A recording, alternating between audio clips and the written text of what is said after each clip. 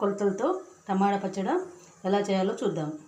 మా ఛానల్ ఇలా టమాటా పచ్చడి పెట్టుకుంటే ఇడ్లీ, దోశ, చపాతీ, అన్నంలకు దేంట్లకైనా బాగుంటుందండి. ఎండతో పని లేకుండా ఉడకబెట్టి పెట్టుకుంటే 5-6 నెలలు నిల్వ చేసుకోవచ్చు. ఫ్రిడ్జ్లో పెట్టుకుంటే బయటనైతే 3-4 నెలలు ఉంటుంది.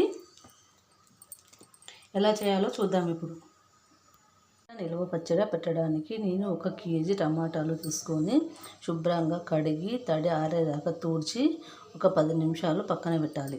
పోయిందండి. ఇప్పుడు చిన్న చిన్న ముక్కలుగా కట్ చేసుకుందాము. టమాటా నిల్వ పచ్చడికి టమాటాలు ఇలా రెడ్గా ఉన్న టమాటాలు అయితే పచ్చడి చాలా టేస్ట్ ఉంటుంది. ఇలా ముక్కలుగా కట్ చేసి పెట్టుకోవాలి. ఇప్పుడు పచ్చట్లకు ఒక పొడి తయారు చేద్దాము. 1 టేబుల్ స్పూన్ మెంతులు దోరగా వేయించుకోవాలి. ఇలా కొంచెం లైట్గా వేగగానే ఒక 2 స్పూన్ల ఆవాలు కూడా వేసి వేపుకోవాలి.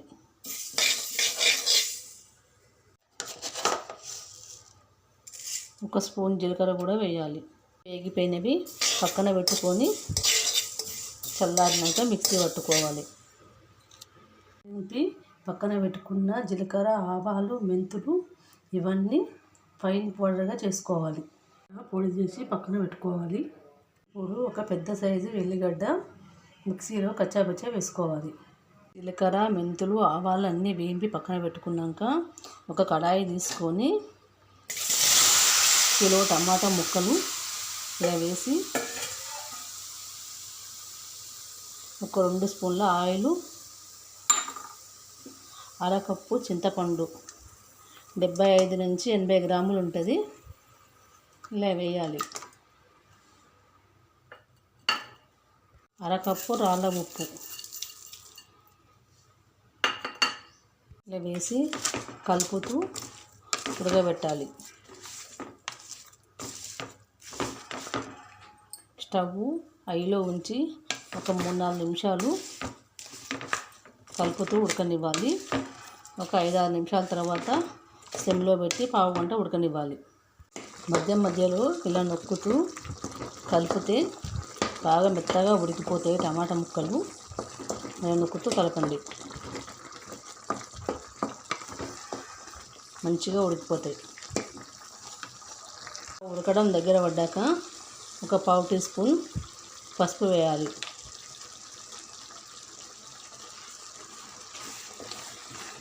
కలుపుతూ ఉండాలి, లేకుంటే మాడిపోతుంది. మంచిగా ఉడికిపోయినాయి టమాటా ముక్కలు. ఇప్పుడు స్టవ్ ఆఫ్ చేసుకొని చల్లారనివ్వాలి.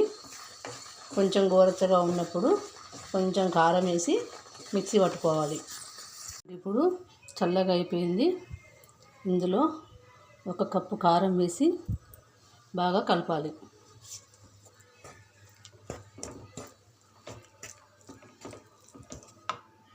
జీలకర్ర, మెంతుల, ఆవాల పొడి కూడా ఇందులో కలపాలి, బాగా కలపాలి.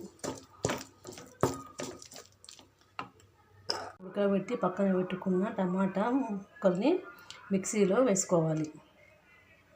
పచ్చడి 2-3 ట్రిప్పులు మిక్సీలో వేశాక ఇలా అంతా కలగలుపుకోవాలి.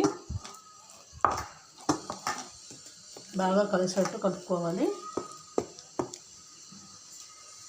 ఇప్పుడు కడాయిలో 1 కప్పు ఆయిల్ తీసుకొని జీలకర్ర, ఆవాలు వేసి కలపాలి. ఎక్కడ అనుకున్నప్పుడు ఒక 2 స్పూన్ల పచ్చెనగపప్పు కూడా వేయాలి.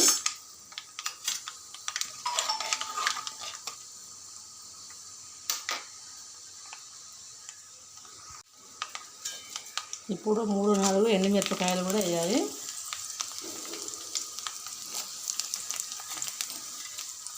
రెండు రెమ్మల కరివేపాకు,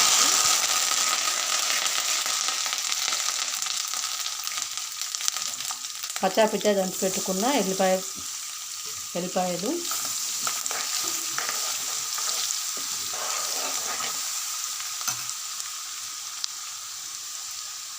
కొద్దిగా ఇంగువ చిటికెడంతా,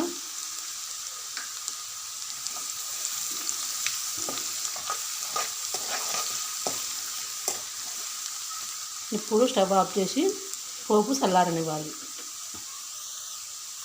చల్లగా అయిపోయిందండి. ఇప్పుడు పచ్చట్లో కలుపుదాం.